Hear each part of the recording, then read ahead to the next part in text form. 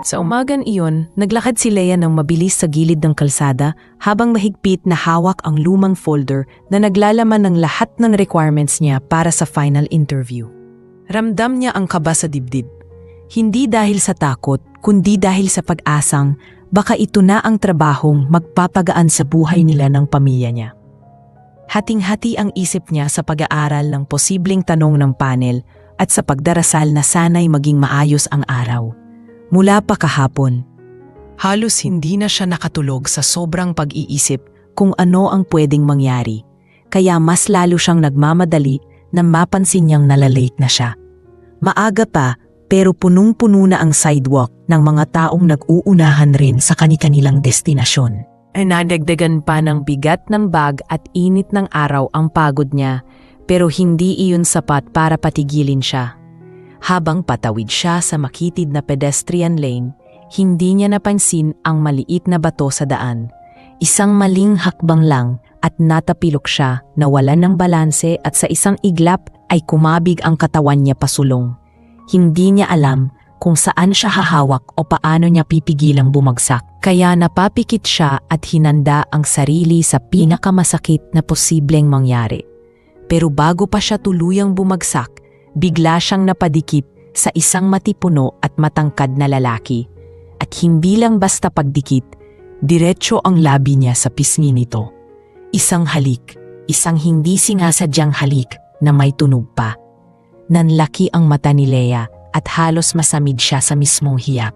Tumingala siya at bumungad sa kaniya ang isang mukha na parabang hinugis ng maigi.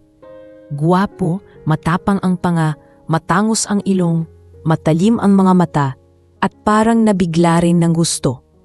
Magpalitan sila ng tingin, ngunit tumagal lang iyon ng ilang segundo dahil sa sobrang kahihiyan ni Leia.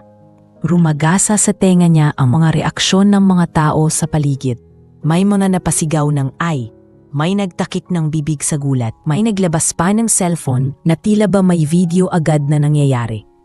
Hindi alam ni Leia kung saan siya lulugar.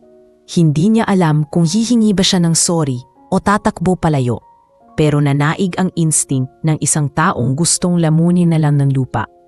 Mabilis niyang binawi ang kamay, yumuko at tumakbo papalayo na parang hinahabol ng kahihiyan. Hindi naman kumilos ang lalaki. Nakatayo lang ito roon, hawak ang pisnging na halikan niya. Hindi maintindihan ang reaksyon. Nagulat, natatawa, nagtataka. Hindi iyon namalayan ni Leia dahil abala siya sa pagbuntong hininga. Habang lumalayo, pilit pinapakalma ang sarili habang naglalakad ng mabilis. Paulit-ulit niyang iniisip ang nangyari. Paano kung may nakakita? Paano kung kumalat? At ang pinakamasakit na tanong, paano kung malas iyon para sa interview? Naguguluhan siya, pero kailangan niyang magpatuloy. Hindi pwedeng masira ang araw niya dahil lang sa isang aksidenteng halik. Nang makarating siya sa labas ng malaking gusali ng kumpanya, saglit siyang huminto, inayos ang buhok at damit, at huminga ng malalim. Kailangan niyang magmukhang presentable. Kailangan niyang iwan sa labas ang kahihiyan.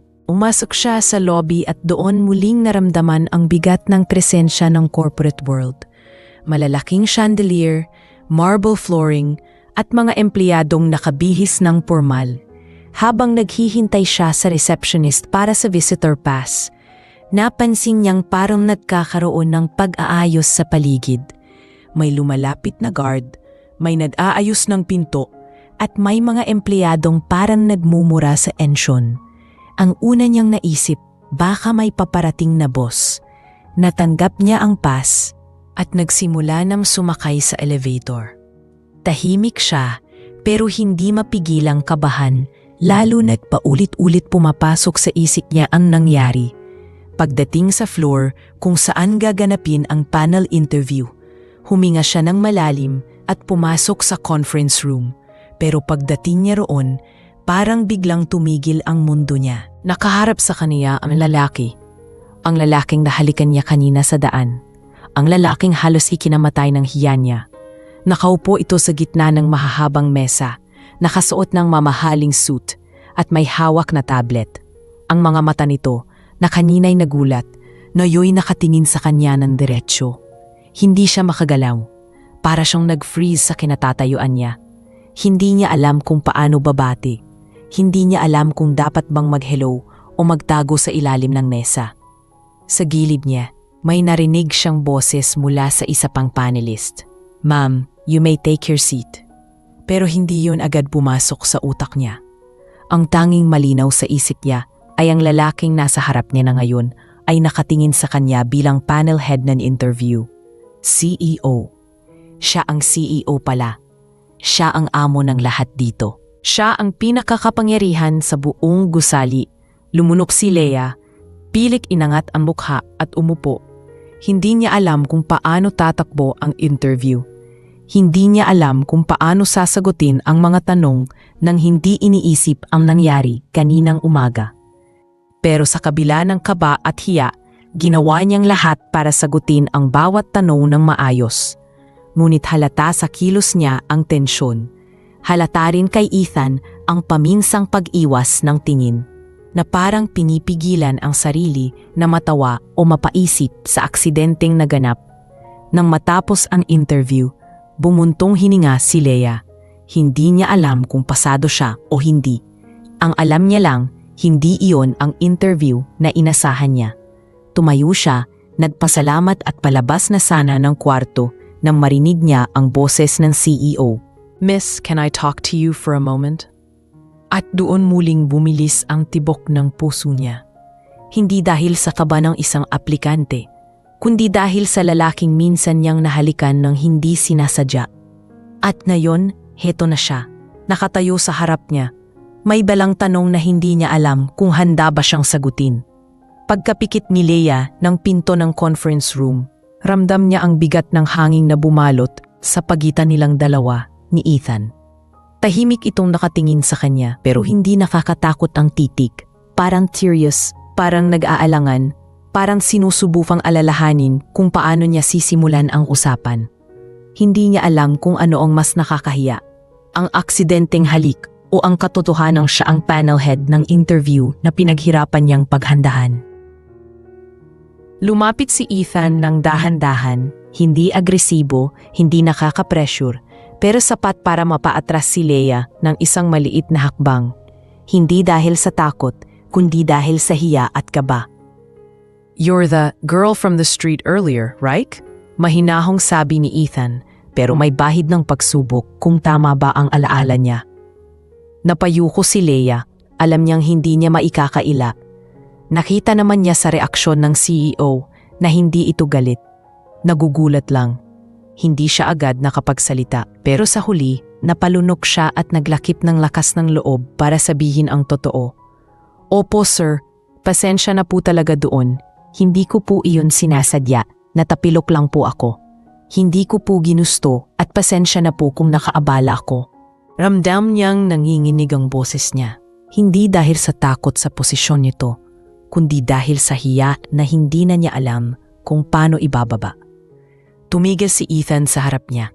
Hindi masyadong malapit, pero sapat para makita niya ang banayad na pagtaas ng sulok ng labi nito. Halos parang natatawa, pero pinipigilan. "It's okay," sagot nito. "Mukhang nasaktan ka pa nga kanina." Napalingon si Leia at minasahi ang braso niya na bahagyang nauntog sa pagkadapa kanina.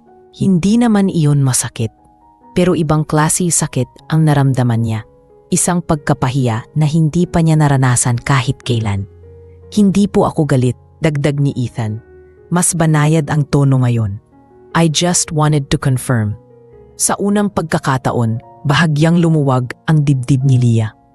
At doon niya napansin na hindi pala suplado ang CEO gaya ng mga kwento sa labas.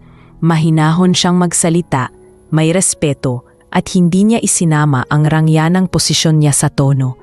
"You did well in the interview," sabi nito matapos ang maikling katahimikan. Nagulat si Leia. Ang akala niya, tuluyan nang nasira ang tsansa niya dahil sa nangyari kanina.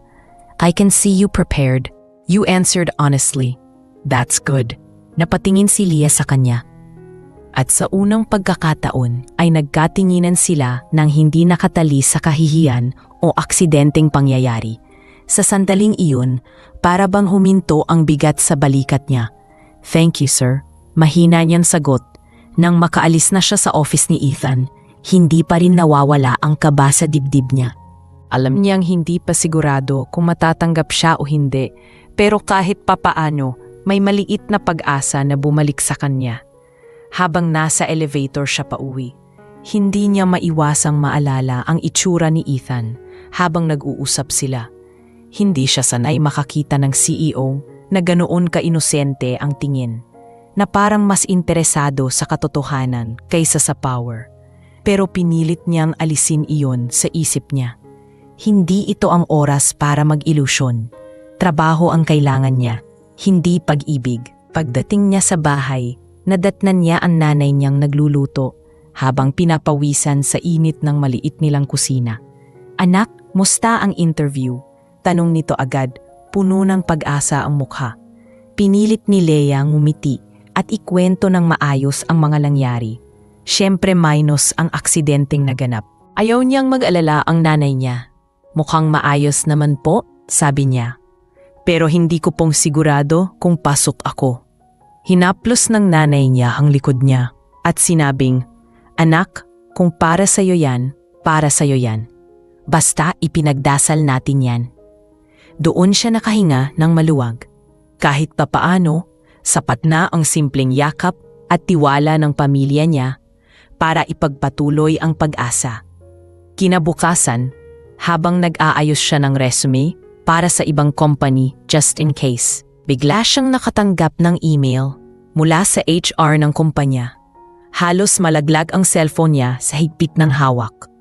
Binasa niya ang mensahe at halos hindi siya makahinga sa saya. "Congratulations! You have been accepted as Junior Administrative Assistant." Hindi na niya nabasa ang iba. Pumulo ang luha niya sa tuwa. "Ma, natanggap ako." Sigaw niya at halos tumalon sa tuwa ang nanay niya habang niyayakap siya. Isa iyon sa mga sandaling hindi niya malilimutan. Ang aray na sa wakas, may magandang nangyari matapos ang napakaraming pagsubok. Sa unang araw niya sa trabaho, ramdam niya ang paghalo ng kaba at excitement. Ang gusali ay kasing eleganteng tingnan tulad ng unang beses niyang nakita ito.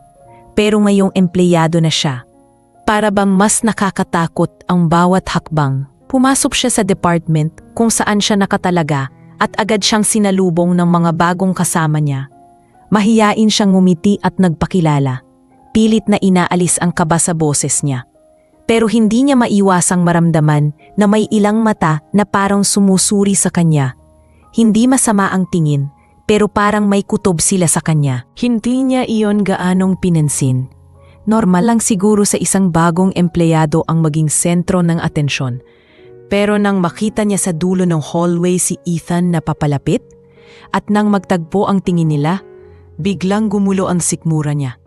Hindi siya lumingon, pero bahagyang kumaway ang CEO bilang pagbati. Isang simpleng gesture, pero sapat para mapatingin ang ibang empleyado sa kanya. Doon niya unang naramdaman na hindi natapos ang kahapon. Hindi lang iyon isang aksidente. Isa pala iyong simula ng isang kwento na hindi niya inakalang mangyayari sa totoong buhay. Sa mga sumunod na araw ng trabaho ni Leia, ginawa niya ang lahat upang manatiling focused at iwasan ang anumang kilos na makapukaw ng atensyon. Maaga siyang pumapasok, maingat sa bawat galaw at sinisiguro niyang walang magiging dahilan para mapansin siya ng masyado. Ngunit kahit anong pilit niyang pag-iwas, parang may invisible na tali na paulit-ulit na naghahatid sa kanila ni Ethan sa iisang espasyo. Minsan sa hallway, minsan sa elevator, minsan sa pantry kung saan napapahinto si Ethan sa pagkalakad na para bang nagugulat din siyang nandoon si Leia. Pareho silang nagtataka kung bakit ganun, pero sobrang maayos nilang tinatago ang anumang reaksyon. Sa bawat pagkakataong nagtatagpo ang mga mata nila, mabilis din nilang iniiwasan. Pero may sandaling kumikislap na para bang may hindi maipaliwanag na koneksyon. Isang umaga, habang nag-aayos si Leia ng files sa department, may natanggap siyang mensahe mula sa sekretarya ni Ethan.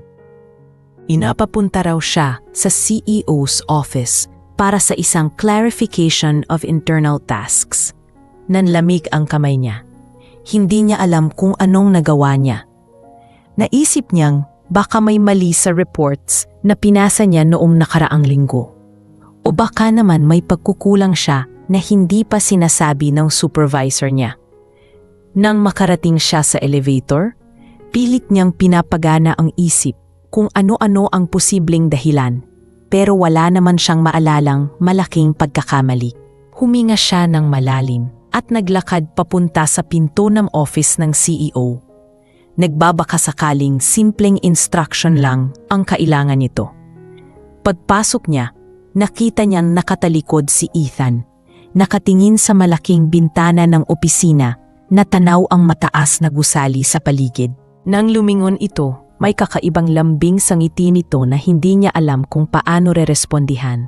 "Hi Leia," magaan ang boses nito, at doon pa lang parang mas lalo siyang kinabahan. "I just wanted to talk about something personal, actually." Parang naputol ang hininga ni Leia. Personal? Sa pagitan nilang dalawa, iisang bagay lang ang naiisip niyang maaaring tinutukoy nito. "Sir?" Mahina niyang tubon. "May problema po ba sa trabaho ko?"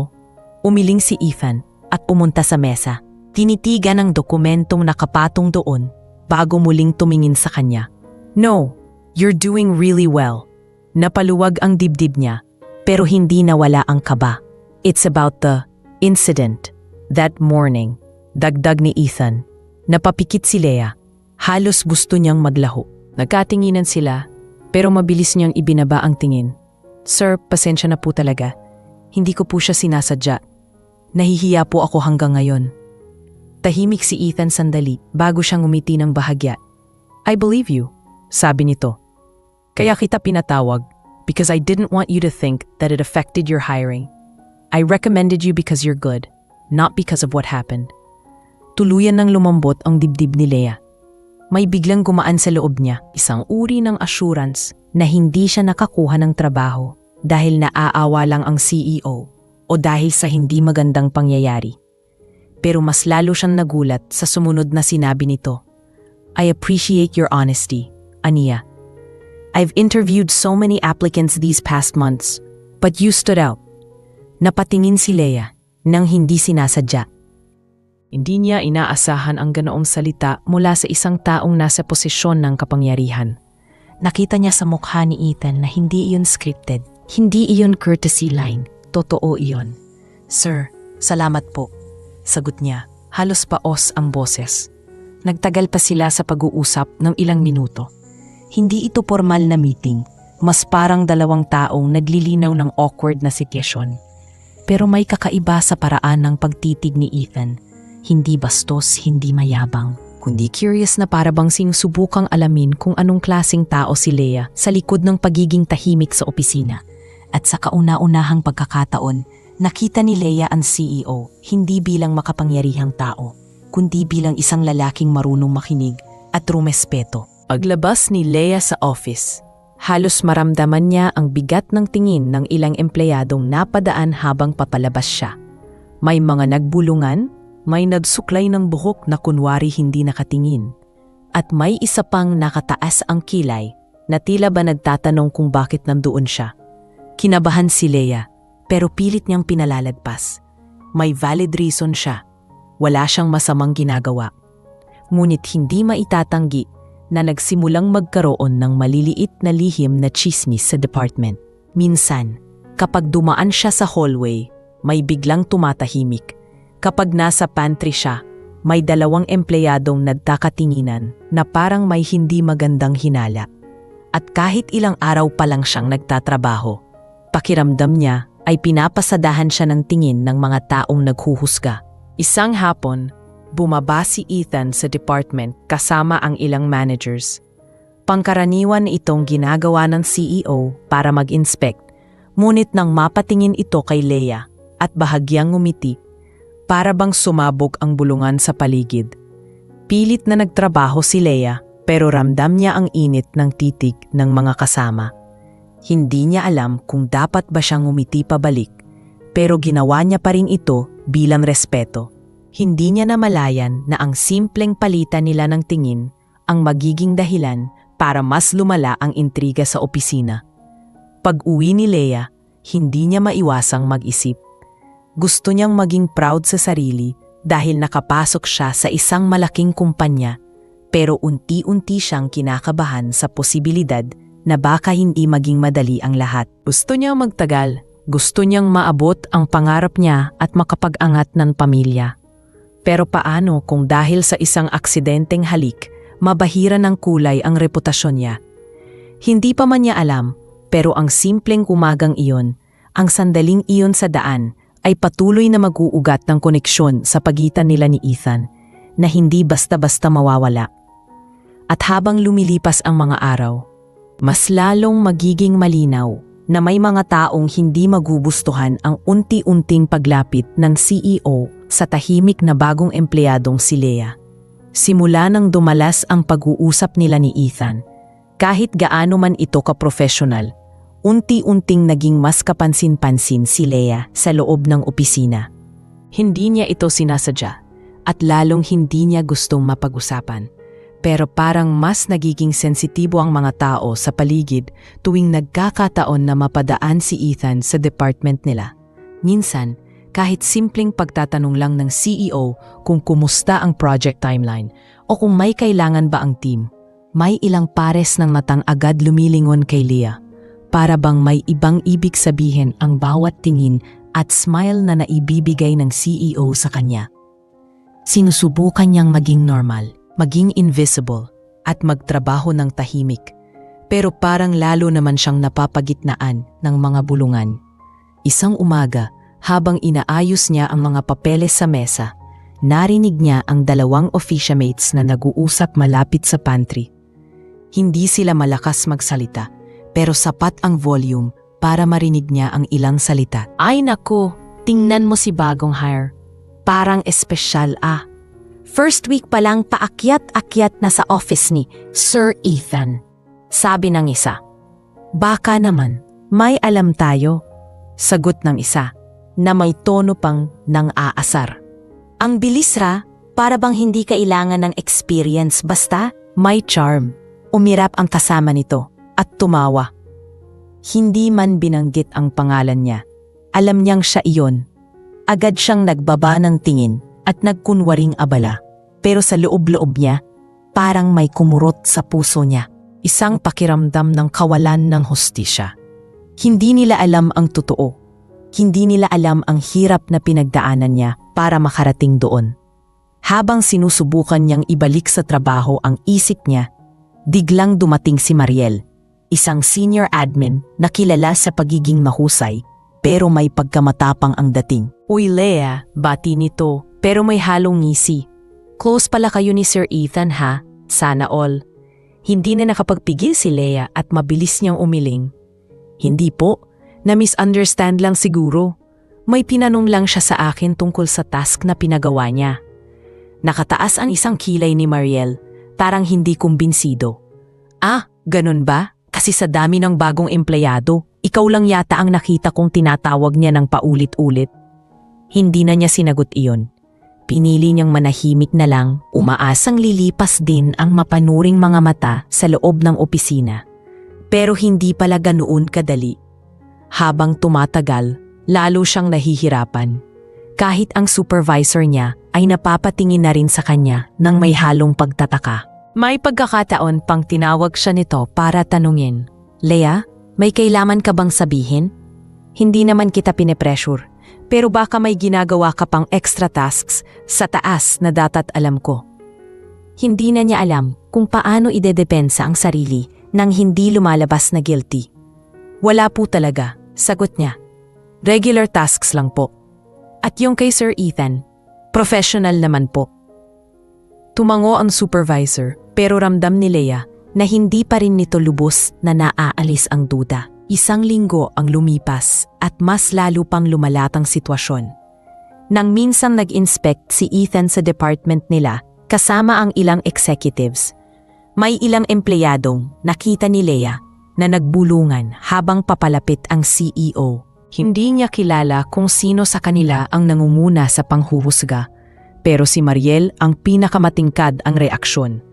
Nang maglakad si Ethan papalapit sa cubicle ni Leia, mumiti ito at magaan na nagtanong, "How's your adjustment so far? Everything okay?" Maingat na tumango si Leia at sinabing, "Yes po sir, okay naman po ako." Ngunit bago pa man sila makapagpalitan ng mas mahaba pang salita, narinig niya ang mahinang, "Ayun na naman mula sa likod." Pagkalipas ng ilang oras, habang kumukuha siya ng tubig sa pantry, biglang lumapit si Mariel. This time, hindi na ito nagbibiro. "Leia, alam mo, kung may special treatment ka, sana straight to the point na lang. Mahirap kasi sa isang team pag may nagiging paborito." Napahinto si Leia, hindi makapaniwala sa tono nito. "Wala po akong special treatment," sagot niya. Pero ramdam niya ang pamamaga ng lalamunan niya sa sobrang stress. "Kung may gusto kang sabihin, diretsuhin mo na ako." Umiling si Mariel, pero hindi bago ang mga salitang binitawan nito. "Basta sana, maging fair ka. Mahirap mapag-initan ang mga bagong empleyado kapag may hindi pantay." Nang umuwi si Leia, hindi niya napigilan ang mapaluha sa jeep. Hindi niya maintindihan kung bakit isang simpleng aksidente ang naging ugat ng ganoong problema. Hindi niya ginusto ang lahat ng iyon. Ang gusto lang niya ay magtrabaho ng maayos at makatulong sa pamilya. Pero heto siya ngayon, sinusukat ng ibang tao base sa mga bagay na hindi naman niya sinadya. Kinabukasan, habang naglalakad siya papunta sa kubikol, napansin niyang may ilang papel na nakakalat sa mesa niya. Mga print screen ng chat messages na nagkakalat ng chismis tungkol sa kanya. Hindi niya alam kung sino ang naglagay, pero isa lang ang malinaw. May taong gustong sirain ang reputasyon niya. Kinuha niya ang mga papel, pinunit iyon ng tahimik at pilit pinanatili ang dignidad niya kahit nanginginig ang kamay. Hindi niya kailangan makipag-away, pero hindi rin niya alam kung hanggang kailan niya kayang tiisin. Sa gitna ng lahat ng iyon, habang nakaupo siya at sinusubukang tapusin ang workload, muling dumaan si Ethan dahil may meeting sila sa conference room malapit sa department nila. Sandaling tumigil ang tingin nito kay Leia at halatang nagtataka kung bakit namumugto ang mata niya. Sa isang iglap, lumapit si Ethan, tinanong ng mahina, "Are you alright?" Hindi agad nakasagot si Leia. Tanging pag-iling at pilit ng ngiti lang ang naisagot niya. Ngunit sa tingin ni Ethan, alam niyang may hindi tama. At doon nagsimulang gumuhit ang unang senyales ng isang problemang mas malalim kaysa sa simpleng intriga. Ramdam ni Leia na hindi na ito ordinaryong chismis lang. May paparating na bagyo, isang tensyon sa opisina na unti-unting tutulak sa kanya sa isang sitwasyong hindi niya alam kung makakaya ba niyang labanan. Ang mga mata ng mga tao, ang mga buluman, ang mga pagsusukat sa kanya, at ang hindi mapigilang paglakit ni Ethan sa buhay niya. Lahat iyon ay magsisimulang sumubok sa lakas ng loob niya, higit pa sa kahit anong naranasan niya noon. Simula nang mapansin ni Ethan ang pamumugto ng mata ni Leia, hindi ito nawala sa isip niya buong araw, kahit abala siya sa sunod-sunod na meetings. Paulit-ulit na bumabalik sa isip niya ang lungkot sa mukha ni Leia na pilit nitong tinatakpan ng pilit na ngiti. Hindi man niya alam ang buong kwento, ramdam niyang may mabigat na dinadala ang dalaga. Sa kabilang banda, si Leia ay pilit na pinapakalma ang sarili. Ayaw niyang magmukhang mahina at lalong ayaw niyang isipin ni Ethan na hindi niya kayang harapin ang trabaho. Gusto niyang panindigan na pinaghirapan niya ang posisyong iyon at hindi siya susuko dahil lang sa mga chismis na walang katotohanan. Ngunit habang lumilipas ang araw, mas lalo niyang naramdaman ang pagtaas ng tensyon sa loob ng department.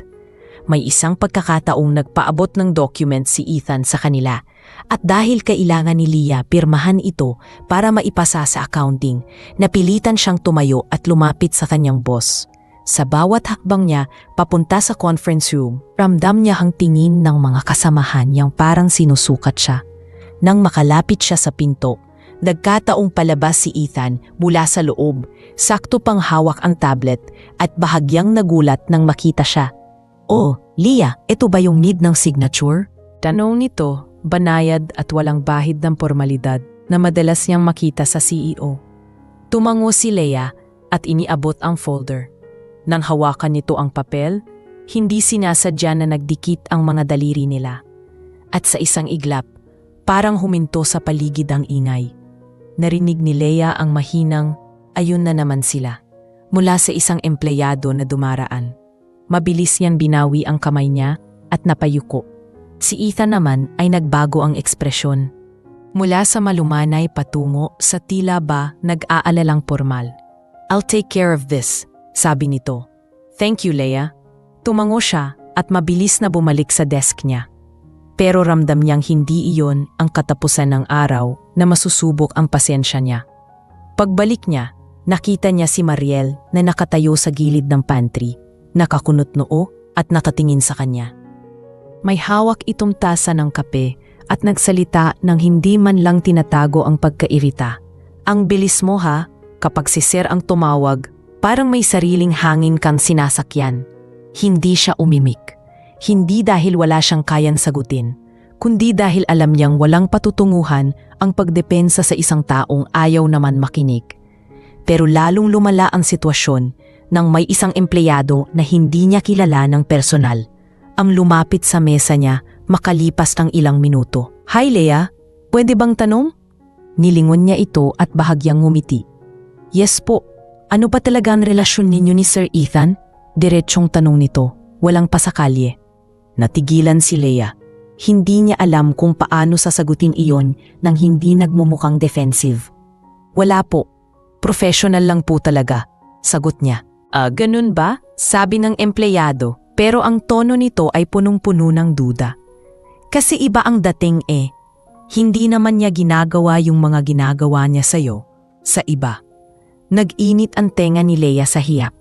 Hindi niya alam kung dapat ba siyang malungkot o magalit. Pero sa halip, pinili niyang manahimik. Kinagabihan, pag-uwi niya, hindi siya makapagpahinga ng maayos. Paulit-ulit niyang iniisip ang mga pangyayari. Napagod siya, hindi dahil sa trabaho, kundi dahil sa mga matang palaging nakatingin, nag-aantay ng mali, o naghahanap ng kwentong wala namang totoo. Naalala niya rin ang pagsusumigaw ng sikmura niya tuwing naiisip na baka hindi siya tumagal sa kumpanyang matagal niyang pinangarap mapasukan. Ngunit kasabay ng takot ay ang kakaibang emosyon na hindi niya maipaliwanag. Sa bawat sandaling nagtatagpo ang tingin nila ni Ethan, may maliit na apoy na nabubuo sa dibdib niya. Isang uri ng paghanga na pilit niyang tinatabunan dahil alam niyang bawal. Sa mga sumunod na araw, unti-unting naging mas malapit sila ni Ethan nang hindi nila namamalayan. Hindi para sa personal na bagay, kundi dahil madalas siyang utusan nitong mag-ayos ng documents, mag-check ng schedules at mag-follow up sa ibang departments. Kapag nasa trabaho sila, wala silang ginagawa kundi ang nararapat sa isang CEO at junior assistant. Ngunit hindi iyon sapat para hindi mapansin ng iba ang natural na pagiging komportable nila sa isa't isa. May araw pa na habang naglalakad si Leia sa lobby, naabutan niyang tinatawag siya ni Ethan mula sa malayo. "Leia, can you help me with something quick?" Iningnan siya ng mga tao na parang may malaking nangyayari. Sinusubukan ni Leia magpakita ng professional smile, pero halata ang pag-aalangan sa bawat hakbang niya. Sa loob ng office ni Ethan, iniabot nito ang 3 folder. "These need to be reorganized. I need it by this afternoon if possible." Tumango si Leia. "Yes po sir, I'll work on it right away." Habang papalabas siya, nagsalita si Ethan ng mahina. "And Leia, don't mind the noise outside. People will talk no matter what you do." Napahinto siya. Hindi niya akalaing alam pala ni Ethan ang pinagdadaanan niya. Lumingon siya ng bahagya at tumango. "I'll try po, sir." May kakaibang tingin si Ethan, hindi amo at empleyado, kundi isang taong nag-aalala. Pagbalik niya sa department, nakasalubong niya si Mariel na nakapamewang. "Uy Leia, ano na namang mission mo sa taas? Special request?" Hindi niya ito sinagot. Nagpatuloy lang siya sa paglakad at ipinagpatuloy ang trabaho. Ngunit noong araw na iyon, habang inaayos niya ang mga folder na ibinigay ni Ethan, napansing mas mabilis tumibok ang puso niya tuwing naiisip ang huling tingin nito. Isang tingin na may tama, may lambing, at may kakaibang init na hindi niya inaasahan makikita mula sa isang CEO. Habang lumalalim ang gabi, hindi niya maiwasang mag-isip. Oo, nasasaktan siya sa mga chismis. Oo, natatakot siyang mawalan ng trabaho. Pero bakit parang mas natatakot siya sa katotohanan na baka nagsisimula na siyang mahulog nang hindi niya napapansin? At bakit parang mas natatakot siya na baka hindi lang siya ang nararamdaman ng kakaiba? Sa puso ni Leah, unti-unting humihigpit ang tali ng damdaming hindi dapat umusbong, pero tila mas pinipiling lumago sa gitna ng kaguluhan. Sa kabila ng pangamba, naroon ang hindi mapigilang kilig at pag-asa na baka may saysay ang lahat ng pagkakalapit nila. Ngunit ang mga intriga, hindi pa iyon ang pinakamatindi. Sapagkat pagkatapos ng araw na iyon, isang pangyayari ang magpatabago ng tuluyan sa direksyon ng kwento. Isang sandaling magtutulak kay Leah sa pinakamabigat na desisyon ng buhay niya. Sa sumunod na linggo, lalo pang umiinit ang paligid para kay Leah. Kung dati ay pabulong-bulong lang ang mga tao, ngayon ay lantaran ng nararamdaman ang pagbabago ng tingin sa kanya. Parang bawat hakbang niya sa hallway ay sinusundan ng mata. Parang bawat pagtanggap niya ng folder mula kay Ethan ay may kaakibat na mga hinalang hindi niya hinihingi. Wala man siyang ginagawang masama, pakiramdam niya ay unti-unting kumikitid ang espasyong pwede niyang galawan. At tila ba ang sentro ng lahat ng intriga ay ang iisang bagay na hindi niya sinasadya, ang hindi maipaliwanag na unti-unting paglapit sa kanya ng taong hindi niya dapat lapitan. Isang araw, dumating si Leah sa opisina ng mas maaga para makaiwas sa mga tanong. Ngunit sa pagpasok pa lang niya, parang may kakaibang tensyon na agad siyang naramdaman. Tahimik ang pantry, tahimik ang cubicles, tahimik ang mga tao na dati ay maagang nag-uusap ng kung ano-ano. Nang maupo siya sa mesa, hindi niya namalayang nakatingil pala sa kanya si Mariel mula sa kabilang workstation. May hawak itong cellphone na halatang may pinapanood o binabasa. At pagkatapos ay sumulyap ito kay Leah na may ngiti na nakatasakit sa loob. Maya-maya, lumapit ang isang office mate at mahinang nagtanong sa isang katabi. "Did you see the post?" "Oo, grabe. Sila ba talaga yun?" Nagulat si Leah nang makita niyang binuksan ng isa ang phone at bahagyang inilapit sa iba. Hindi niya nakikita ang screen, pero malinaw ang reaksyon nila. Nagulat, natawa, napailing. Parang bumigat ang sikmura ni Leah. Hindi niya alam kung dapat ba siyang lumapit o huwag pansinin. Pero isang bagay ang sigurado, may kumakalat na hindi maganda. Pagbalik niya mula sa pagkuha ng tubig, nadatnan niyan nakapatong sa mesa niya ang isang papel. Isa itong printed screenshot ng social media post at nang mabasa niya, parang nanigas ang buong katawan niya. Isang candid photo nila ni Ethan sa hallway ang nasa larawan. Yung araw na dumaan ang CEO at nagtanong kung okay lang ba siya. Pero finunan iyon sa anggulong parang magkalapit sila. Parang may mali siya, parang may tinatago. At ang caption na idinikit ng taong nag-post noon ay mas masakit. Kaya pala ang bilis ma-promote ang iba, may paraan pala. Hindi niya alam kung saan nanggaling ang lakas niyang hindi umiyak sa harap ng mesa niya. Marahan niyang pinunit ang papel, inilagay sa bag at huminga ng malalim. Ngunit hindi pala doon nagtatapos ang araw na iyon. Habang kumukuha siya ng photocopy sa machine, biglang sumulpot si Mariel sa likod niya. "Uy, Leah," sabi nito, nakapamewang, parang may hinahamon. "Napaka-close niyo na pala ni Sir Ethan. Sana sabihin mo naman sa amin para hindi kami nagugulat." Hindi sumagot si Leah. Hindi dahil natatakot siya, kundi dahil alam niyang walang saysay ang makipag-away sa taong sarado na ang isip. Pero hindi doon natapos si Mariel. Iniangat nito ang phone nito at bahagyang ipinakita kay Leah. "Cute nyo ha?" Sabay tawa ng mapanlait. Naggugat ang dibdib ni Leah. Hindi niya alam kung ano ang mas masakit. ang mismong intriga o ang kawalan ng respeto sa kanya bilang tao. Sa sobrang tensyon, naramdaman niyang nanginginig ang kamay niya habang isinasara ang drawer. Gusto niyang tumakbo palabas, pero pinili niyang kumapit sa dignidad niya at lumayo na lamang ng walang salita. Pagbalik niya sa mesa, nagulat siya nang makita ang HR assistant na lumapit sa kanya. "Leia," sabi nito, "pinapatawag ka ng HR manager. May gusto lang linawin." Muling bumigat ang dibdib niya. Hindi niya alam kung saan siya magsisimulat sa paliwanag. Hindi niya alam kung paano niyang sasabihin wala siyang ginagawang mali. Pero alam niyang kailangan niyang harapin iyon. Pagpasok niya sa HR office, inaupo siya at inabutan ng tubig. "Leia," sabi ng manager, "may kumakalat na post online and we just need your side para ma-document namin. We're not accusing you of anything." Uminga si Leia ng malalim at ipinaliwanag ang lahat mula sa aksidenteng halik noong araw ng interview hanggang sa mga walang basahang intriga sa office. Hindi niya pinalaki ang role ni Ethan.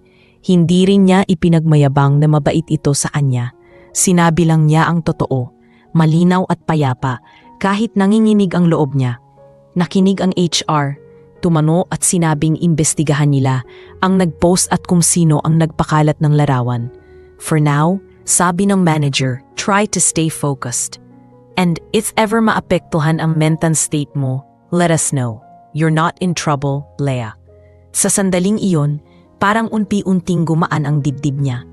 Pero sa paglabas niya ng HR office, dumaan siya sa lobby kung saan naroon pala si Ethan galing sa meeting. Napansin nito ang mukha niyang maputla at naglakad palapit. "What happened?" tanong nito, mababa ang boses, halatang nag-aalala. Hindi agad sumagot si Leia. Nang tuluyang magtama ang mga mata nila, doon niya nakitang tunay ang pag-aalala ng CEO. Hindi dahil empleyado niya ito lang, kundi dahil nag-aalala ito bilang tao. "Sir, may lumabas pong picture," mahina niyang sabi. "Pero hindi ko po ginawa ang pinaparatang nila. Hindi ko po alam bakit ganito." Hindi na nakapagtimpi si Ethan. "Leia," sabi niya, halos isang bulong. "I'm sorry you have to go through this." Tumingin ito sa paligid, siniguradong walang nakikinig at nagpatuloy. "You don't deserve this. I'll talk to HR about it." Umiling si Leia. "Sir, please, ayokong lumala. Ayokong isipin nila na ginagamitan ko kayo ng posisyon ninyo." Napahinto si Ethan. Kita sa mukha niya ang pagnanais na tumulong, pero ang pag-alinlangan dahil ayaw niyang mas lalo pang masira si Leia. "Okay," mahina niyang sagot. "Pero Leia, if you need anything, kahit ano, just tell me." Sa unang pagkakataon, hindi sinabi ni Leia na kaya niya. Hindi niya sinabing okay lang. Sa mahina at pagod na boses, ang tanging nasabi niya ay, "Thank you, sir." At mula sa araw na iyon, mas dumalas ang pagtatama ng mga tingin nila, hindi dahil sa trabaho, kundi dahil pareho nilang nararamdaman na may isang bagay sa pagitan nila na hindi buo ang anyo, pero ramdam na ramdam nilang umiinit, lumalalim at unti-unting nagbubukas ng pintuan na hindi dapat nilang tawiran. At hindi man nila aminin, iyon ang simula ng isang damdaming mas lalala pa sa bawat araw na darating. Pagkalipas ng ilang araw mula nang kumalat ang larawan at matapos siyang tawagin ng HR, akala ni Leia ay unti-unti nang bababa ang pensyon. Ngunit taliwas sa inaasahan niya, mas lalo itong lumala. Parang naging mitsa ang investigasyon ng HR para mas mag-apoy ang mga chismis. At ngayong alam ng lahat na may sitwasyon na iniimbestigahan, mas naging malisyoso ang pagtingin sa kanya. Hindi man niya gustong ipakita, ramdam ni Leia ang panghihina ng loob niya. Kahit ang pagpasok sa opisina ay nagiging tila isang pagsubok na kailangan niyang pagtiisan araw-araw. Isang hapon na tila mas mabigat kaysa sa iba, napaaga ang kanyang lunch break dahil kailangan niyang umalis sa department sandali bago siya tuluyang maiyak sa inis at pagod. Nagpunta siya sa maliit na open area sa likod ng building, isang lugar na madalang puntahan ng mga empleyado. Umupo siya sa sementong upuan, huminga ng malalim at sa wakas ay pinakawalan ang mga luhang pilit niyang pinipigil mula kaninang umaga. Hindi iyon iyak ng kahinaan. Iyak yun ng taong ginagawa ang lahat para maging matatag pero unti-unting nabibitawan dahil sa bigat ng sitwasyon. Habang nakayuko siya, narinig niya ang pamilyar na boses ni Ethan. "Leah?" Agad siyang nagpunas ng luha at tumayo. Hindi niya alam kung paano magpapaliwanag. Hindi niya rin alam kung bakit siya sinusundan nito. Pero halata ang pag-aalala sa boses ng CEO. "I'm sorry," agad niyan sabi, pilit na mumiti. "Break lang po ako. Okay lang po ako." Pero hindi naniwala si Ethan. Lumapit ito sa kanya ng may pag-iingat para bang ayaw niyang lumapit ng sobra at baka mas lalo siyang mailang. "You don't look okay," mahina nitong sabi. "Tell me what's going on. I want to understand." Umiling si Leah, hindi dahil ayaw niyang magsalita, kundi dahil ayaw niyang iasa ang bigat niya sa isang taong mas mataas ang posisyon. Pero sa kalaunan, nang mahina nitong ulitin ang tanong, napabuntong hininga siya at nagsimulang magkwento. Iminahagi niya ang hindi na niya mapigilang sakit, ang mga bulungan, ang mga tingin, ang pag-iwas ng mga tao, ang pagdududa sa kanya kahit wala naman siyang ginagawang masama. At higit sa lahat, ang pagkasuklam na sinusubukan niyang lunukin tuwing maririnig niya ang maling kwento tungkol sa kanya. Habang nagsasalita siya, napansin niyang hindi man lang kumurap si Ethan. Pinakikinggan siya nito ng buong puso, parang bawat salita niya ay mahalaga. "I'm so sorry, Leah," sabi nito sa huli. "I didn't want any of this to happen to you. I should have been more careful."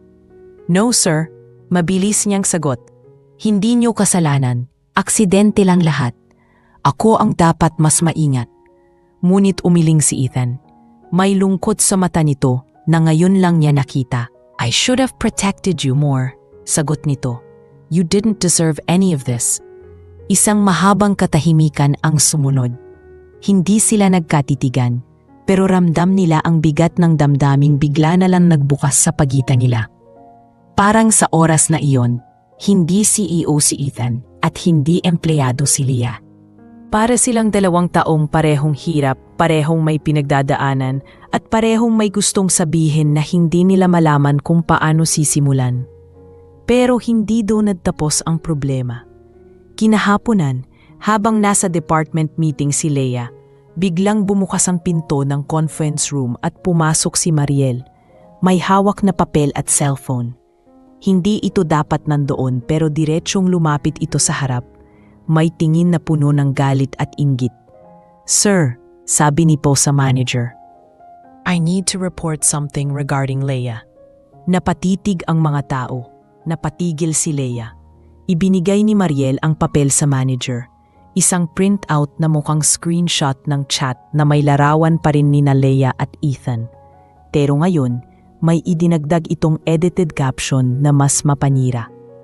Inalabas sa post na parang nag-uusap sila ng palihim. Parang may relasyon na nililihim. "This is spreading in another group chat," sabi ni Mariel. "And honestly, this affects the team's reputation. We deserve transparency." Namutla si Leah. "Hindi totoo yan," mariin niyang sabi. Kahit nanginginig ang boses niya. "Edited yan. Hindi yan galing sa akin. Wala akong ginagawa para sa ganyan." Ngunit bago pa man makapagsalita ang manager, tumunog ang pinto at pumasok si Ethan. Hindi ito bahagi ng meeting, pero halatang may nakarinig sa usapan, kaya tinawag siya. Nang makita niya ang papel sa mesa, agad itong nagdilim ang mukha. "Where did this come from?" Malamig na tanong ni Ethan. Iba ang tono. Matigas, matapang, at halatang hindi na niya hinahayaan ang sitwasyon. Nagkunwaring inosente si Mariel. "Sir, I'm just concerned. We just want fairness. Baka po kasi hindi healthy sa team kung may." "Enough," putol ni Ethan. "This is harassment and I will not tolerate any behavior that targets an employee without evidence." Napako si Mariel sa kinatatayuan niya. Hindi niya inaasahan ng ganito katapang na ipagtatanggol ni Ethan si Leah. Lumingon si Ethan kay Leah. At sa sandaling iyon, nakita ng lahat ang bigat ng pagtingin hindi na niya kayang itago. Ito ang tingin ng isang taong nag-aalala ng lampas sa trabaho, lampas sa tungkulin ng isang CEO.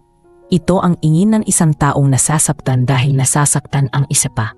At iyon ang sandaling naging hudyat ng lahat. Hindi na marahil maitatago ang damdaming namamagitan sa kanila.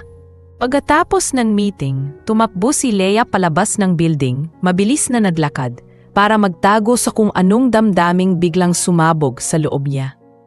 Naabutan siya ni Ethan sa gilid ng parking area at tinawag siya. Nang huminto siya, huminga ito ng malalim. Leah, hindi ko kayang makita kang nasasaktan pa. Tell me what you want me to do and I'll do it. I'll protect you. Umiling si Leah, pero ngayon hindi dahil nag-iwas siya, kundi dahil halos mabasag ang boses niya sa bigat ng emosyon. Sir, hindi ko na alam kung kaya ko pa. At doon, sa likod ng building kung saan hindi sila nakikita ng iba, sa gitna ng tensyon, pagod at takot, bigla siyang napaiyak.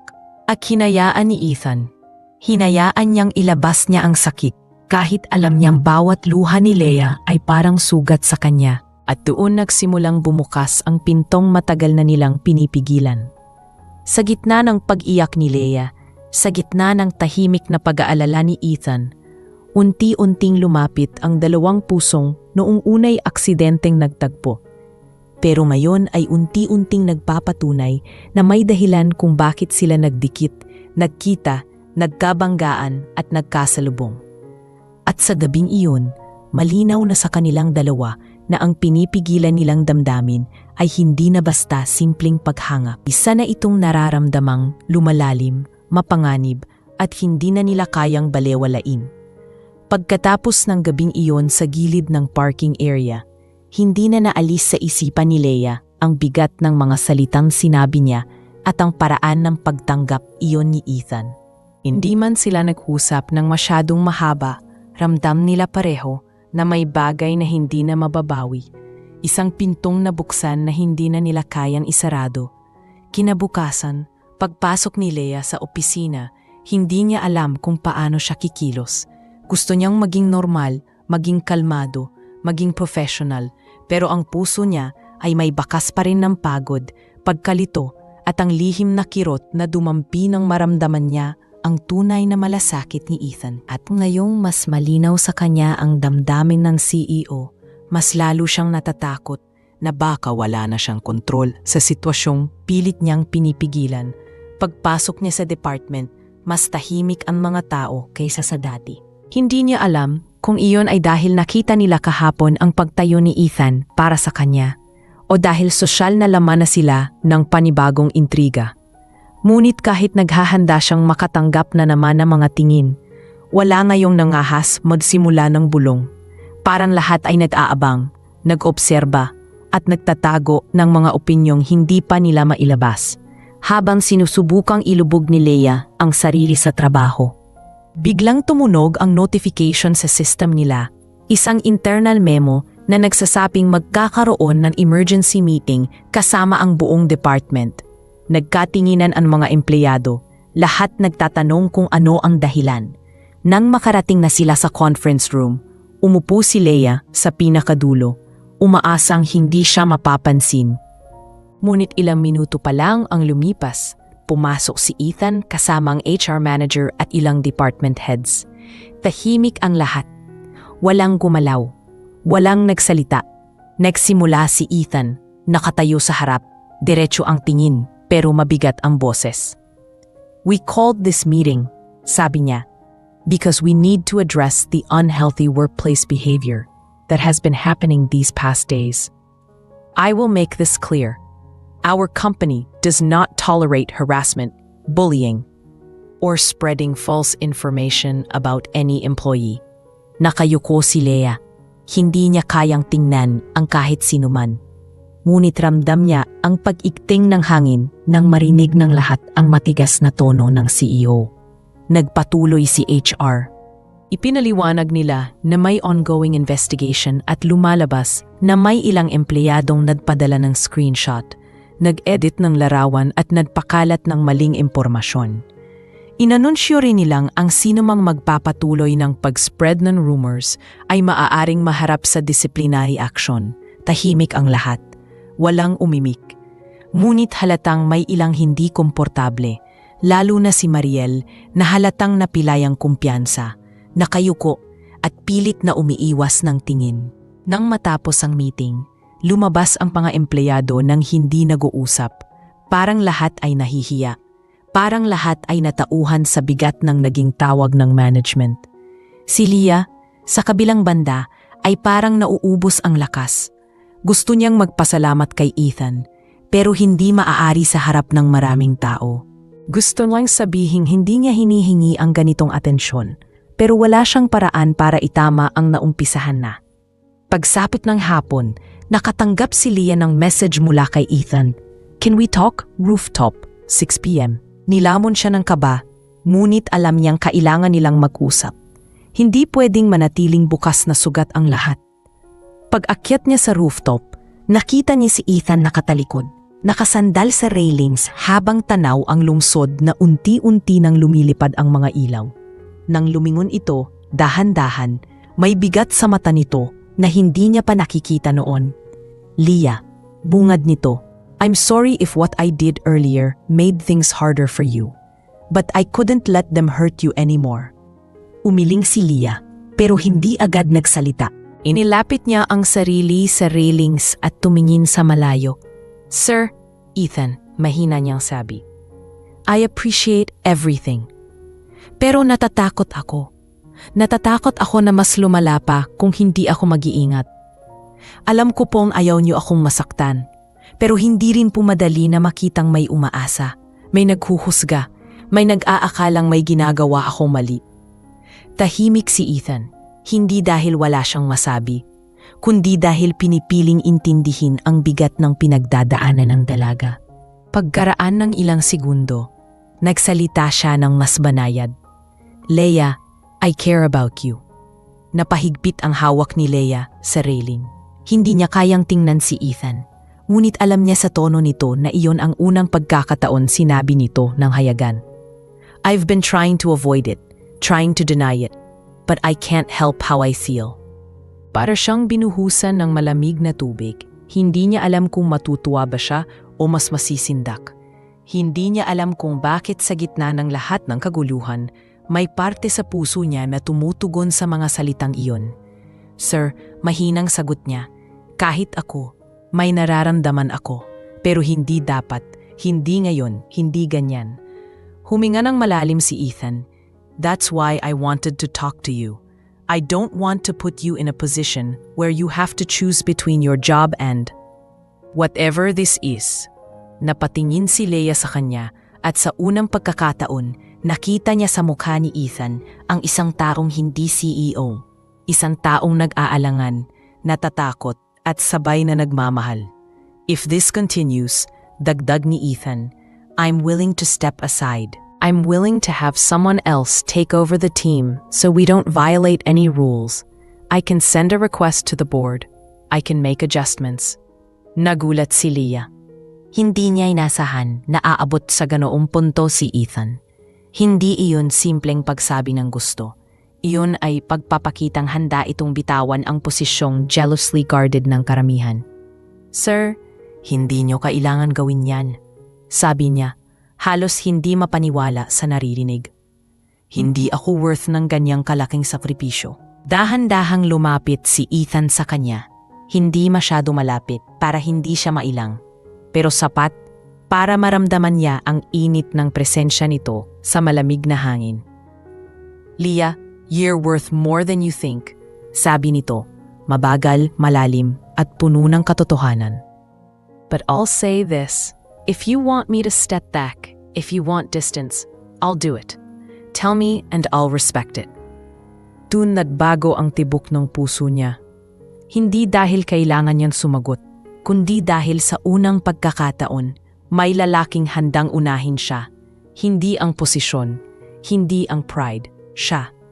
Ngunit bago pa siya makasagot, tumulo ang luha niya nang hindi niya namamalayan, at sa mahinang boses Ang tanging nasabi niya ay, "Ethan, kailangan kong mag-resign." At yon ang unang salita na sabay nilang sumakit. Isa yung desisyong magiging tulay sa mas masakit pang hakbang. Isang paghihiwalay na hindi nila inisip na darating, pero kailangan nilang harapin alang-alang sa kanilang dalawang puso na unti-unti nang lumalaban, kahit alam nilang hindi pa dapat lumaban. Pagkatapos ng gabi sa rooftop, hindi agad umuwi si Leia. Umupo siya sa isang bench sa labas ng building, hawak ang bag, tahimik na sinusuri ang sariling puso. Minsan ang pinakamahirap na desisyon ay hindi dahil hindi mo alam ang sagot, kundi dahil alam mo ang tama pero masakit. Sa buong buhay niya, hindi pa siya humarap sa isang desisyong kasing bigat nito. Mahal niya ang trabaho, kailangan niya ang trabaho. Pero higit pa roon, ayaw niyang maging dahilan para masira ang integridad ni Ethan. At ayaw rin niyang mabuhay sa gitna ng intriga at maling akala. Kaya kahit masakit, sinabi niya ang salitang iyon, resign. Kinabukasan, pumasok siya ng mas maaga kaysa dati, dala ang resignation letter na buong gabi niyang iniyak. Pagdating niya sa floor, hindi niya pinansin ang mga tao, hindi na niya kayang marinig pa ang anumang bulungan. Lumapit siya sa HR, pero sinabi ng manager na kailangan dumaan muna ito sa immediate supervisor at final approval ng CEO. Parang tumusok ang kaba sa dibdib niya dahil alam niyang darating ang sandaling kailangan niyang harapin si Ethan para pirmahan ang dokumento. Nang hawakan niya ang envelope, nanginginig ang kamay niya. Hindi dahil natatakot siya sa magiging sagot ni Ethan, kundi dahil natatakot siyang makita ang ekspresyon nito. Sa likod ng takot na iyon ay may pulong damdamin na hindi niya masabi, hindi niya maipaliwanag, at mas lalong hindi niya kayang harapin. Bago pa man siya makalapit sa opisina ni Ethan, tinawag siya ng assistant nito. "Leia, sir wants to see you." Tumango siya, naglakad ng mabagal. Habang papasok, ramdam niya ang pagbigat ng dibdib niya, parang may humihila sa paa niya. Nang buksan niya ang pinto, nakita niya si Ethan, nakaupo sa harap ng mesa, nakahawak sa isang papel na mukhang kanina pa nito binabasa. Pag-angat ng mata nito, halata ang pagod, halata ang lungkot na pilit nitong kinukubli. "Your resignation letter was forwarded to me," sabi nito. Walang paligoy-ligoy pero punong-puno ng emosyon sa likod ng boses. "Is this really what you want?" Hindi agad nakasagot si Leia. Umupo siya sa upuang nasa harap nito, marahang huminga at tiningnan ang kanyang mga kamay. "Sir, Ethan, hindi ko po alam kung ano ang tama. Pero sa ngayon, ito po ang kaya ko. Ayaw ko pong lumala ang lahat." Ayokong isipin ng mga tao na may nangyayari kahit wala naman. Tumango si Ethan pero hindi siya tumingin. Para bang ninanais nitong hindi maipakita ang sakit na nararamdaman. "Leia," sabi nito ng lumalim ang boses, "you don't have to carry everything alone." Tumingin siya kay Ethan at nang magtagpo ang mga mata nila, doon niya nakita ang bigat na ilang linggo nang nakaipit sa pagitan nila. Hindi ito tingin ng CEO sa empleyado. Ito ay tingin ng isang lalaking may nararamdamang hindi dapat pero hindi na kayang itanggi. "I'm willing to adjust positions," patuloy nito. "I can request a transfer. I can work remotely for a while. I can." Hindi iyon ang kailangan, putol ni Leia. At kahit mahina ang boses, matatag ang loob. "Kailangan ko pong lumayo. Hindi dahil ayaw ko po sa kumpanya, kundi dahil kailangan kong protektahan ang sarili ko." At nang marinig iyon ni Ethan, parang dahan-dahang lumiit ang mundo niya. Napasandal siya sa upuan, huminga ng malalim, at saka dahan-dahang tumango. "If that's your decision," sabi niya, "I will respect it." Hindi na nakapagsalita pa si Leia. Gusto niyang sabihin kay Ethan na masakit para sa kanya ito. Gusto niyang aminin na sa maikling panahon ay natuto na siyang umasa. Natuto siyang muling maniwala na may taong handang tumindig para sa kanya.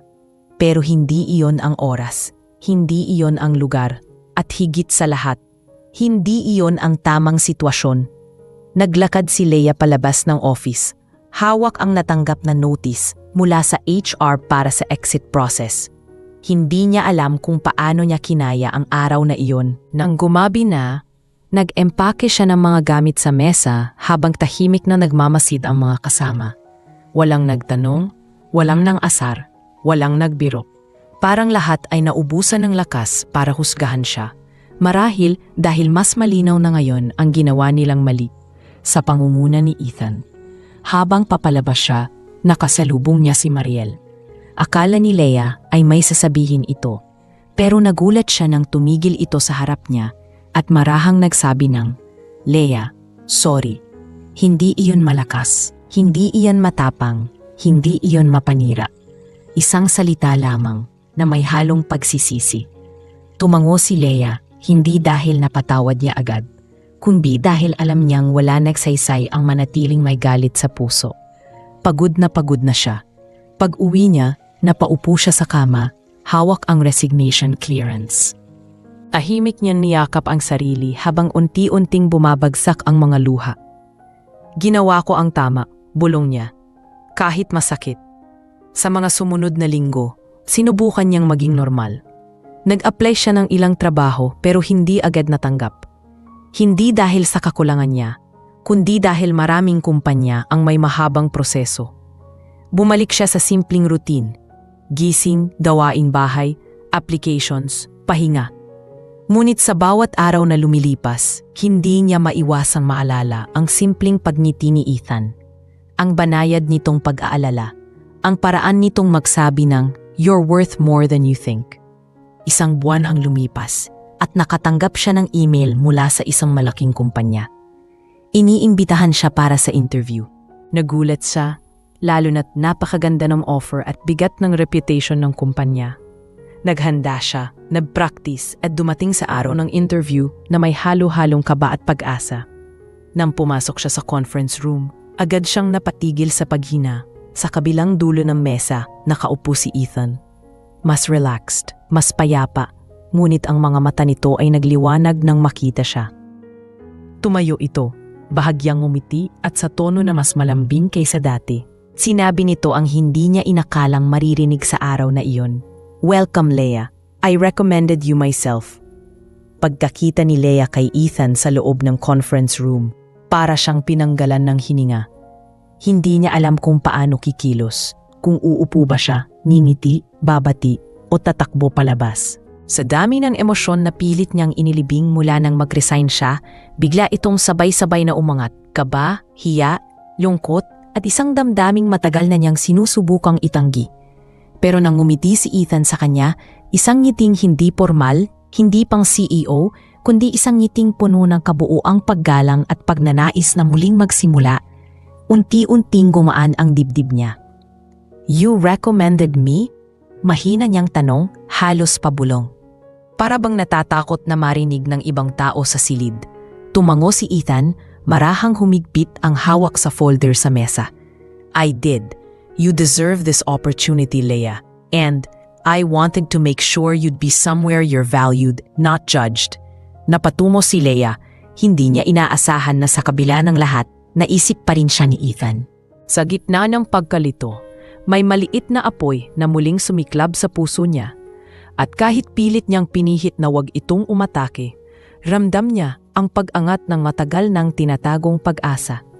Nagsimula ang interview. Hindi ito karaniwang interview dahil sa presensya ni Ethan sa kabilang palig ng mesa. Kasama niya ang dalawang senior directors, sina Miss Hill at Mr. Tan, kapwa kilalang mahigpit at hindi basta-basta humahanga. Ngunit sa tuwing sasagot si Leia, napapansin niyang tumatango ang dalawa. Tinatanong siya tungkol sa dati niyang trabaho, pag-handle ng pressure at kung ano ang natutunan niya sa huling kumpanya. Hindi siya nagsinungaling, sinabi niya ang katotohanan, pero hindi na niya idinetalye ang tungkol sa intriga. Hindi niya ibinaba ang dating kumpanya at lalong hindi niya binanggit ang kahit ano tungkol kay Ethan. Sa gitna ng interview, nahuli niya si Ethan na nakatingin sa kanya. Hindi para pangunahan siya, hindi para tulungan siya, kundi para suportahan siya. Parang sinasabi nito na kaya niya, na hindi siya nagkamali sa pagpupursige, na tama ang desisyon niyang lumayo kahit masakit. Natapos ang interview ng may ngiti sa mga directors at isang "will be in touch" mula sa HR head. Paglabas niya sa kwarto, huminga siya ng malalim. Doon lamang niya naramdaman ang bigat ng kaba na hindi niya namalayan kanina. Ang daming tanong sa isip niya. Tama ba ang sagot niya? Naging professional ba siya? At higit sa lahat, bakit parang mas humirap na makawala sa damdamin niya kay Ethan? Habang papalabas siya ng building, narinig niya ang pamilyar na hakbang, si Ethan. "Leah, wait." Huminto siya pero hindi agad lumingon. Hindi niya alam kung kaya ba niyang humarap nang walang halong emosyon. Nang tuluyang tumapat sa kanya si Ethan, malumanay ang boses nito. "Can we talk?" Hindi bilang CEO. Just as someone who cares about you. Napatingin si Leah sa kanya. Hindi niya gustong umasa, pero may kakaibang tibok sa dibdib niya na hindi niya mapigilan. "Ethan, hindi ko alam kung tama pa bang mag-usap tayo. Wala naman akong hinihinging sagot nito. Mas gusto ko lang marinig mo to." Naglakad sila papunta sa maliit na lounge area sa ground floor. Tahimik ang paligid. Tila ba sila lang ang tao sa malaking gusali. Nang makaupo sila, saka nagsalita si Ethan. "Leah, noong amalis ka, akala ko masasanay ako." Sabi niya, mabagal at mababa ang tono. "Pero araw-araw, hinahanap ko kung nasaan ka. Hindi ko sinasabi to para guluhin ka. Sinasabi ko to dahil totoo." Yumuko siya sandali bago nagpatuloy. "Gusto kitang ligawan, Leah. Pero gusto ko munang siguraduhin na hindi kita madadamay sa posisyon ko, sa buhay ko, o sa reputasyon ko. Kaya kita hinayaang umalis, kahit masakit." Hindi nakagalaw si Leah. Para siyang lumulutang sa pagitan ng dapat niyang gawin at kung ano ang sinasabi ng puso niya. "Ethan, hindi ko alam kung handa ako." Mahinang sagot niya. "Nasaktan na ako sa mga nangyari. Natatakot pa rin ako sa sasabihin ng ibang tao." Tumango si Ethan, walang bahid ng pag-aalinlangan. "I understand, hindi kita pipilitin. Pero sana malaman mo lang na wala akong pinagsisihan sa lahat ng ginawa ko para sa'yo. And if ever dumating ang araw na handa ka, nandito lang ako." Umuwi si Leah ng mabigat ang puso, pero may kakaibang liwanag na nabuo sa loob niya. Hindi iyon liwanag ng kasiguruhan, kundi liwanag ng posibilidad. Isang posibilidad na dati kasing layo ng pangarap. Dumaan ang ilang araw at patuloy ang paghihintay niya sa resulta ng interview. Isang umaga, habang umiinom siya ng kape sa maliit nilang kusina, biglang nag-vibrate ang cellphone niya. Unknown number. Binasa niya ang message. "Congratulations, Miss De Vera. You are selected for the position." Natulala siya sandali, bago napasigaw ng mahina. Nangingilid ang luha. Tinawag niya ang nanay niya at masaya nila itong ipinagdiwang sa simpleng almusal. Ngunit sa gitna ng saya, hindi niya maiwasang isipin si Ethan. Hindi dahil umaasa siya, kundi dahil alam niyang may malaking parte ito sa bagong simula niya. Sa unang araw niya sa bagong kumpanya, tinanggap siya ng maayos ng team. Iba ang pakiramdam. Walang mapanuring tingin, walang bulungan, walang mali siya. Parang sa wakas, nakahinya siya ng buo. Ngunit ang pinakamalaking gulat niya ay nang malaman niyang hindi niya ka-department si Ethan. May sarili itong division, ibang floor, at bihira pala itong lumabas sa area na iyon.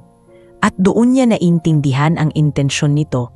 Binigyan siya ng espasyo para lumago ng hindi nababahiran ng anino niya.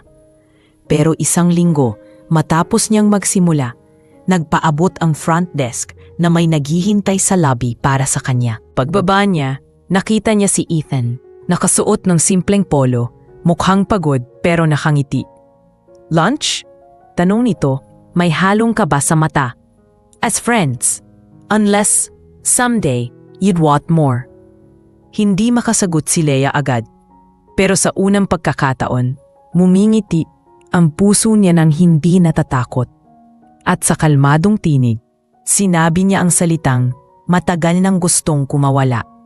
"Lunch sounds nice." At iyon ang naging simula. Hindi ng isang relasyon, hindi ng pangako, kundi ng isang pagkakataon. Ang pagkakataong maghilom, magdiwala, at magpahinga. Ngunit higit sa lahat, ang pagkakataong maipakita sa isa't isa na minsan ang paglayo ay hindi wakas, kundi hakbang para muling magkabilang buhay ang dalawang pusong nintik na mawala ng pagkakataon. Sa paglipas ng mga linggo, naging tahimik ngunit magaan ang takbo ng buhay ni Leia sa bago niyang trabaho. Iba ang pakiramdam sa bagong opisina, walang tensyon, walang nakasisilaw na mata ng intriga, at walang mabigat na hangin na parang naghihintay ng mali niya. Sa unang pagkakataon matapos ang napakaraming pagod at luha, nagkaroon siya ng espasyong makahinga ng maluwag. Tahimik niyang ginagawa ang trabaho niya, hindi para patunayan ang sarili, kundi dahil sa wakas ay nagkaroon siya ng lugar na hindi kinukuwestiyon ang kakayahan niya. Ngunit kahit anong pilit niyang gawing simple ang araw-araw, hindi niya maikakaila ang pagngingiti ng puso niya tuwing naiisip si Ethan. Ang paraan nitong tumingin, magsalita at magbigay ng tiwala. Hindi niya inaasahan, pero tila parang unti-unting nagiging bahagi ng araw niya ang presensya nitong patuloy na lumalapit, ngunit hindi nanggigipit. Tuwing lunch break, minsan ay nagkikita sila ni Ethan. Minsan sa malapit na cafe, minsan sa maliit na garden area ng building. Wala silang komplikadong usapan, walang pag-amin ng damdamin, walang pangakong ginagawa. Pero sa bawat pag-upo nila sa iisang mesa, naroroon ang katahimikan na hindi awkward, kundi isang katahimikang puno ng pag-unawa. Sa bawat pagbati ni Ethan, naroon ang paggalang. Sa bawat ngiti ni Leia, naroon ang pag-asa. Wala silang binibigkas, pero nararamdaman nila ang unti-unting taglapit ng dalawang pusong minsang nagkasalubong sa pinakakomplikadong paraan.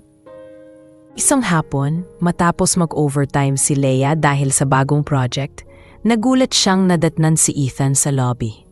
Hindi ito naka-formal attire, kundi nakasimpleng shirt at jacket. May hawak na mainit na kape para sa kanya. Long day? Tanong nito. May malumanay na lambing na hindi niya kayang iwasan.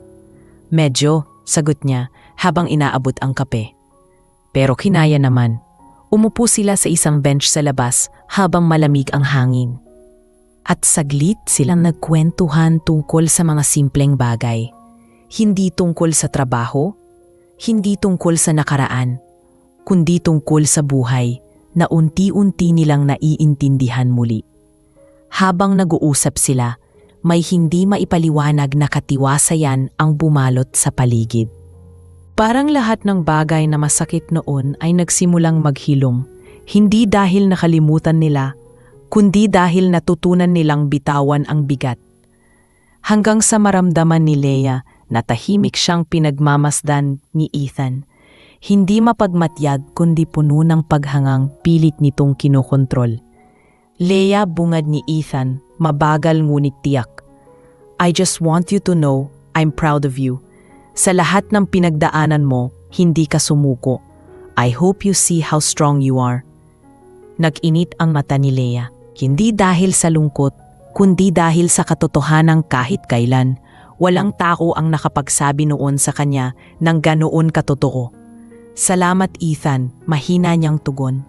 Hindi ko yata kakayanin ang lahat kung hindi mo rin ako tinulungan. Umiling si Ethan, halos napangiti. You did that on your own. Ako, nandito lang. Lumipas ang ilang linggo pa, at sa bawat pagkikita nila mas lumilinaw kay Leia ang isang bagay. Hindi na siya natatakot. Hindi na siya natatakot sa sasabihin ng iba. Hindi na siya nag-aalinlangan sa paglatik kay Ethan. At higit sa lahat, hindi na siya nagdududa sa sarili. Isang gabi, matapos silang mag-dinner sa isang tahimik na restoran, naglakad sila palabas at inabot ni Ethan ang payong para kay Leia dahil maambon. Nang magkatabi silang naglakad, hindi sinasadya na nagdikit ang kamay nila. Hindi agad sila kumilos, pero sa sandaling iyon, parang may kuryenteng dumaloy sa pagitan nila. At bago pa man bawiin ni Leia ang kamay niya, marahang hinawakan ito ni Ethan. Hindi mahigpit, hindi mapilit, kundi parang humihingi ng pahintulot. Leia, sabi ni Ethan, halos pabulong. Pwede ba kitang ligawan? Tumigil si Leia sa paglalakad. Tumingin siya kay Ethan at sa unang pagkakataon, hindi siya umiwas. Hindi siya natakot. Hindi niya inisip ang trabaho, ang intriga, ang mga maling akala ng ibang tao. Ang inisip niya ay ang lalaking nasa harap niya. Ang taong hindi siya hinusgahan, ang naghintay, ang nagpakita ng respeto at malasakit. Ethan, sabi niya ng dahan-dahan, ngayon, handa na ako. At sa sandaling iyon, parang unti-unting naghilom ang sugat ng nakaraan. Parang tuluyang bumukas ang pintong ilang buwan nilang iniwasan. Hindi sila nagmadali. Hindi sila nagbigay ng mga pangakong hindi pa kayang tuparin. Pero nang ngumiti si Ethan at marahang hinawakan ang kamay ni Leia, sapat na iyon para masabi nilang tama ang pagkakataon. Wala nang takot, wala nang alinlangan, wala nang intriga o maling akala na hahadlang sa dalawa. Lumipas ang mga buwan at ang relasyon nila ay unti-unting lumalim sa pampublikong paraan man o sa pribadong mundo nila. Walang engrandeng sorpresa, walang magarbong pag-amin sa gitna ng maraming tao. Ang meron sila ay matatag na pundasyon, respeto at pagmamahal na nabuo mula sa pagsubok, hindi sa madali ang pagkahulog. Si Leia ay naging mas kumpiyansa sa sarili at si Ethan ay mas naging tahimik ngunit mas bukas na tao dahil sa presensya niya. Hanggang isang gabi, sa isang simpleng lakad pauwi, huminto si Ethan sa dating sidewalk kung saan unang nagbangga ang mga mundo nila. Tumawa ito ng mahina. Naalala mo? Tanong niya. Napangiti si Leia at tumango. Hindi ko makakalimutan, sagot niya. Dito ako muntik na lamunin ng hiya. Umiling si Ethan, humawak sa kamay niya at marahang hinila siya papalapit. At dito rin nagsimula ang lahat, bulong nito. Sa gitna ng mahinang liwanag ng kalye, sa lugar kung saan minsang naligaw ang mga puso nila, huminto sila at nagyakap. Walang engrandeng musika, walang palakpakan, walang audience. Pero ang yakap na iyon ang pinakamalinaw na mensahe na ang dalawang taong minsang nagkasalubong ng aksidente, ngayon ay nagmamahalan ng buong kusang loob. At doon nagtapos ang kwento nila, hindi sa isang kabanatang puno ng sakit, kundi sa isang pahinang nagsasabing minsan, ang pag-ibig ay hindi kailangang perfect, hindi kailangang madali. Ang kailangan lang nito ay dalawang pusong handang maghintay, magtiwala, at muling magbukas kahit gaano pa kahirap ang simula.